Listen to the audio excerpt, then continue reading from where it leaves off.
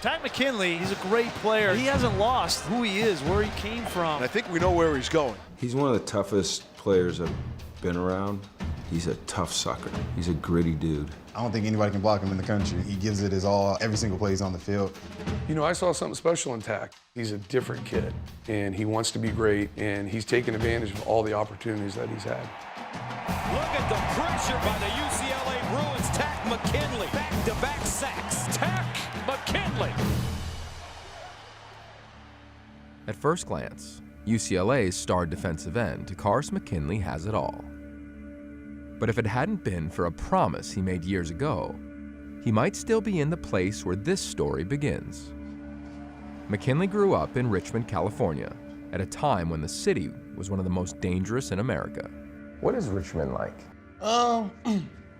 It's pretty rough. It's pretty rough. I mean, everybody can't make it there. I mean, you learn a lot, lose a lot. This was my house right here. This is where we stayed. This is rough. This is a rough area. Tak was born without a father, and his mother left the family when he was just 5 years old.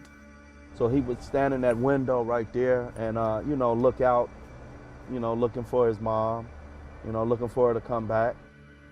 It was pretty rough growing up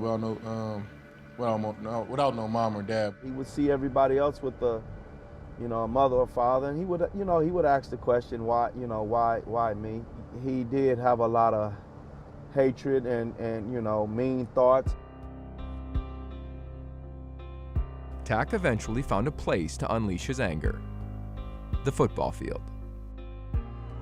He also found a person from whom he could gather strength: his grandmother, Myrtle Collins. She was everything to me. My grandmother, she was a great woman. She let Tak off with a lot. That was her baby. He was the one that really helped her out. Just her spirit and just everything about her, just her happiness, it just always rubbed off on me. Tak found some comfort both on and off the field, but that all changed on July 14th, 2011. That was one of the hardest days of my life, to be honest with you. My cousin, he had told me we need to go to the hospital ASAP. Grandma, she might not make it. You know, when I kind of got to the hospital, she was pretty much on her deathbed. So, went over there, broke down in tears, and I told her, I'm gonna make this promise for you. I'm gonna play Division I football, get out of Richmond, and I'm gonna make something of myself. Then she was like, please do that for me. And a few minutes later, she closed her eyes, and that was it. I'll never forget that day to see him break down like that. I really thought we was gonna lose him. Well, after I got done crying, it was, I had to kind of focus on school. I realized, like, man, like, I'm not gonna be a Division I player if I don't make these grades. Like, let's just get this goal, let's do it for Grandma. After a breakthrough senior year at Kennedy High School, McKinley accepted a scholarship to play at Cal.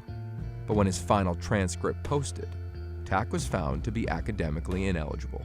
The whole experience, just, like I said, signing with Cal, being a non-qualifier, then going to community college, like, it was a hard experience. Like I said, I wanted to quit, applied to McDonald's, Taco Bell, Jack in the Box. I was kind of like, man, I failed her.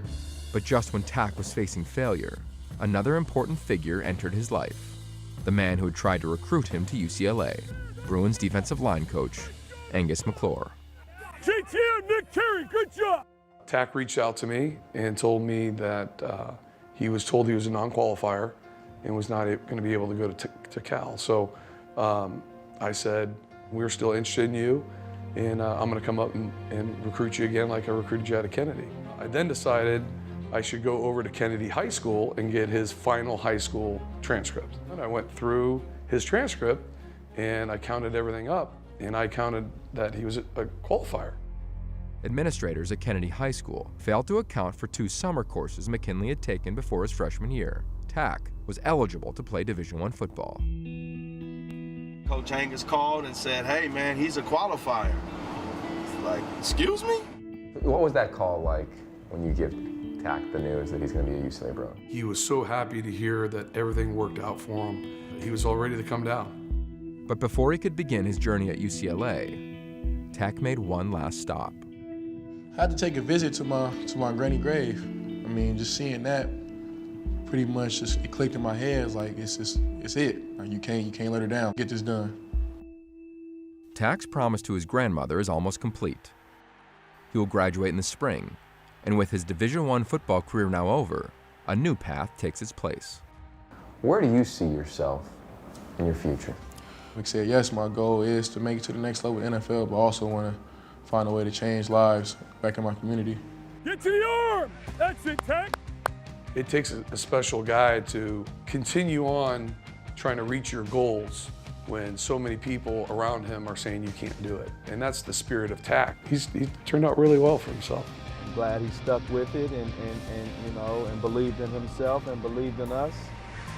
She would be so proud of him. She's proud of him right now.